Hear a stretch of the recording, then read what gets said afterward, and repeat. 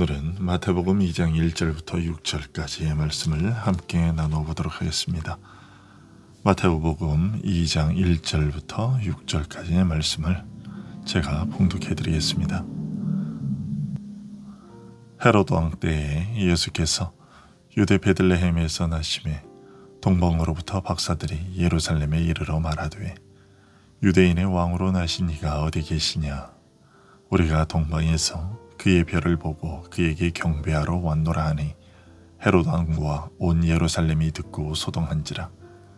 왕이 모든 대제사장과 백성의 서기관들을 모아 그리스도가 어디서 나겠느냐 물으니 이르되 유대 베들레헴이오니 이는 선지자로 이렇게 기록된 바 또 유대 땅 베들레헴아 너는 유대 고을 중에서 가장 작지 아니하도다. 네게서 한 다스리는 자가 나와서 내 백성 이스라엘의 목자가 되리라 하였음이니이다. 아멘. 오늘 본문은 구유에 누워 계신 그리스도를 경배하도록 하시기 위해 동방의 박사들을 유대 땅으로 오게 하신 기록입니다. 하나님은 자기 아들을 극도의 비천함 속에서 이 세상에 오게 하셨지만 우리로 하여금 그리스도가 지니신 본질적인 신적 위엄을 깨닫고 받아들이도록 하기 위해 동방의 박사들을 유대 땅까지 오게 하셨습니다. 동방의 박사들은 별을 보고 유대 땅까지 왔다고 말했는데 이것은 하나님께서 하늘의 별을 통해 가장 비천한 자들의 축에 끼는 것조차 거부당하고 가축을 위해 지어진 구유를 보좌로 삼으신 그분이 왕이라는 사실을 선포하게 하신 것입니다. 그리스도의 위엄은 이방인들의 땅인 동방에서는 밝게 빛났지만 정작 하나님의 백성들의 땅인 유대 땅에서는 거의 인정을 받지 못하고 도리어 수치와 욕을 당하셨습니다. 왜 이런 일이 벌어진 것일까요? 그것은 하나님의 나라는 영적인 것이라는 사실을 우리에게 알게 하시기 위해서입니다. 이 일을 위해 하나님께서는 자기 아들에게서 모든 영광을 박탈하셔서 이 땅에 보내시는 한편 별과 동방의 박사들을 우리의 인도자로 삼으셔서 우리를 자기 아들에게로 직접 이끄시는 방식을 택하셨습니다. 하나님께서 택하신 이 방식은 부가적인 이유를 가져다 주는데요. 그것은 우리로 하여금 하나님 나라에 대한 세상의 악하고 악의적인 멸시에 크게 마음 쓰지 않게 된다는 것입니다. 즉 세상은 구유에 누인 아기를 보며 그리스도가 이처럼 초라한 행색으로 오실 리가 없다고 공격하지만 하나님께서는 이미 하늘의 별들까지 그리스도의 탄생을 축하하고 노래하게 하셨다는 사실을 알림으로써 그들의 공격은 그저 무지에서 비롯된 것임을 우리가 알고서 계속해서 그리스도를 왕으로 모실 수 있도록 하셨습니다. 그리고 우리는 오늘 본문을 살펴보면서 관습적인 방법으로 성경을 읽지 말아야 함을 다시 한번 깨닫게 됩니다. 동방에서 온 박사들의 수제에 관한 부분이 그러한데요. 많은 성도들이 오늘 본문을 많이 접했을 것임에도 불구하고 여전히 동방 박사들의 수를 3명이라고 단정지어 생각합니다. 그러나 성경 어디에서도 동방에서 온 박사들이 몇 명이었는지 설명하고 있지 않습니다. 그런데도 우리는 왜 3명이라고 알고 있을까요? 그것은 중세 교황주의자들이 마태복음 2장 11절에 황금과 유향과 모략을 드렸다는 말씀을 근거로 3명이었을 것이라고 추정한 데서 비롯된 것입니다. 하지만 오늘 본문을 보면 마태는 동방의 박사들이 각각 하나씩의 예물을 드렸다고 말하지 않고 도리어 그들이 이 3가지 예물을 공동으로 드렸다고 말하고 있습니다. 따라서 우리는 우리 마음대로 성경의 내용을 더하거나 빼지 말아야 하고 성경에 기록되지 않아 그리고 성경의 다른 기록들을 통해서도 전혀 유추해 볼 수 없는 일들에 대해서는 그냥 모른다고 말하는 것이 옳은 태도임을 알게 됩니다. 알 수 없는 것을 우리의 상상력에 의지하여 더하거나 빼거나 하여 말하는 것은 하나님의 진리를 거짓 것으로 바꾸는 악한 이름을 유념해야 할 것입니다. 그러나 우리는 동방 박사들이 별의 인도를 따라왔다는 사실을 보면서 다음과 같은 궁금증과 답을 제시할 수는 있습니다. 먼저 성경이 점성술을 인정하고 있는가 하는 것입니다. 결론부터 말씀드리자면 그렇지 않다는 것입니다.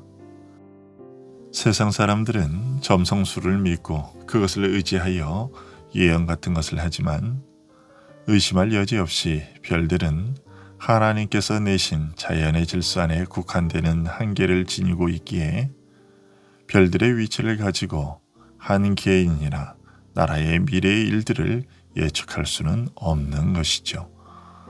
그러면 동방에서 온 박사들의 일은 어떻게 설명할 수 있을까요? 그것은 성령의 은밀한 계시가 있었다고 밖에는 말할 수 없습니다. 동방에서 온 박사들이 별을 보던 중에 특이한 현상을 발견했을 수는 있으나 그 특이한 현상만을 보고서는 왕이 탄생했다는 사실까지는 알 수가 없었을 것입니다. 특이한 현상을 바라는 별을 보며 뭔가 특별한 일이 발생했다는 사실 정도는 생각할 수 있으나 새롭고 특별한 계시의 도움을 받지 않았다면 그 현상은 아무런 실제적 유익이 되지 못했을 것입니다. 9절에서 박사들이 동방에서 보던 그 별이 문득 앞서 인도하여 가다가 악이 있는 곳 위에 머물러 서 있는지라는 말씀은 이런 우리들의 생각을 지지해 줍니다. 동방의 박사들을 인도하던 별이 일정 기간 동안 사라졌다가 나중에 갑자기 다시 나타났고 베들레헴을 향하여 곧장 가다가 그리스도께서 계신 집 위에 머물렀다는 것과 같은 현상들은 그 어느 하나라도 우리가 보는 일상의 별들에게서 관찰될 수 없는, 해당되지 않는 일들입니다. 따라서 일반적으로 볼 수 없는 현상들이 나타났다는 것과 그 현상들을 보면서 다른 생각이 아니라 오직 왕이 태어났다는 생각만을 가졌다는 것은 성령의 특별한 계시가 그들에게 임했기 때문에 가능한 일이었다고 밖에는 여길 수가 없는 것이죠. 따라서 이런 기록을 보고서 성경이 점성술을 인정하고 있다고 생각하거나 실제로 별을 보고 점을 칠 수 있다고 믿고 따르는 일이 없도록 해야 할 것입니다. 이처럼 특별한 성령의 계시를 따라 예루살렘에까지 이르게 된 동방의 박사들은 사람들에게 유대인의 왕으로 나신 이가 어디 있느냐고 물었습니다. 성령의 특별한 계시가 있었기는 하지만 별의 변화를 보고서 먼 곳에까지 와서 왕을 찾으려 했던 동방 박사들의 이러한 태도는 그리스도가 왕이시라는 확실한 계시가 이미 주어졌음에도 불구하고 그리스도가 어디 계시냐고 묻지 않고 찾지 않는 능랭함과 무감각함이 얼마나 하나님의 진노를 받을 만한 일인가 하는 것을 깨우쳐 줍니다. 이렇게 동방의 박사들이 새로이 태어난 왕을 찾는다는 소문은 금세 헤롯 왕과 온 예루살렘 사람들에게 퍼졌습니다. 그리고 이 소식을 들은 사람들은 크게 흔들렸다고 3절은 전하고 있는데요. 이 말은 두 가지로 설명될 수 있습니다. 먼저는 백성들이 그들에게 태어나신 왕에 관한 소식을 기쁨으로 환영하면서도 이 일을 신기하게 여긴 백성들 사이에 소동이 일어났다는 의미일 수 있고, 또 다른 하나는 오랫동안 괴로운 일을 참고 견디는 일에 이골이 나서 타성에 젖어 있던 백성들이 이 일로 인해 더 큰 재난을 몰고 올 변화가 일어날지도 모른다는 생각에 소동이 일어났다는 의미일 수도 있습니다.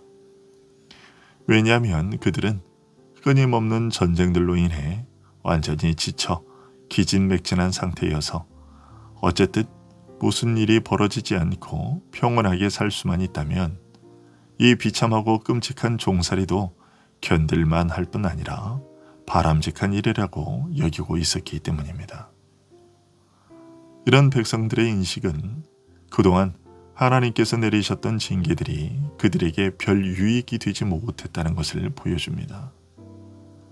왜냐하면 그들은 완전히 얼이 빠지고 우둔해져서 하나님이 약속하신 구속과 구원조차도 그들에게는 귀찮은 것이 되어버렸기 때문입니다. 마태는 그들이 오랫동안 지속된 환난으로 인해서 완전히 녹초가 되어 그들에게 약속된 은혜가 이루어지기를 바라는 소망조차도 내던져버린 그들의 배은망덕을 보여주고자 했던 것이죠. 그것은 헤롯도 마찬가지였습니다. 유대인의 왕이 나셨다는 소문을 듣고 소동한 자들 중에서 헤롯은 특히나 더 소동하고 괴로워했는데요. 헤롯은 어릴 때부터 유대민족 가운데서 생활해 왔기 때문에 메시아에 대한 유대인들의 예언을 알고 있었습니다. 그러나 이제까지 그는 유대인들이 가지고 있던 그 소망에 대해 아무런 관심이 없었고 유대인들이 헛된 예언을 믿고 기대한다고 생각했었습니다. 그러나 동방 박사들이 유대인의 왕으로 나신 이를 찾는다는 소문을 듣고서는 자기가 들어왔던 메시아에 대한 유대인들의 예언에 민감한 반응을 보였습니다. 이상과 같이 하나님은 자기 백성을 구원하기 위해 메시아를 보내실 것이라는 약속을 신실히 지키셨지만 백성들은 현실의 삶에 지쳐 그 약속을 잊어버리거나 큰 기대를 하지 않았고 악인은 이미 이루어진 그 약속마저도 다시 되돌리려는 악한 시도를 하게 되었습니다. 하나님은 이처럼 불신자들이 마음 놓고 잠들게 하신 후 어느 날 갑자기 그들의 안식을 깨뜨리십니다. 이사야서 47장 11절에서 이사야 선지자는 행악자들에 대하여 재앙이 네게 임하리라. 그러나 네가 그 근원을 알지 못할 것이며 손해가 네게 이르리라. 그러나 이를 물리칠 능력이 없을 것이며 파멸이 호련히 네게 임하리라. 그러나 네가 알지 못할 것이니라고 말했습니다. 이러한 말씀대로 악인들에 대한 하나님의 심판의 모습은 마지막 때에도 동일할 것입니다. 그러니 우리는 그리스도께서 다시 오셔서 이 세상을 심판하시고 완전한 구원을 가져다 주실 것이라는 약속을 잊지 말아야 할 것이며 그때가 멀어 보이더라도 기대를 접지 말고 언제나 소망을 가지고 기다려야 할 것입니다. 우리의 매일이 주님의 약속으로 말미암은 기대와 소망이 있는 하루, 그로 말미암은 위로가 있는 하루가 될 수 있기를 소원합니다. 기도하겠습니다.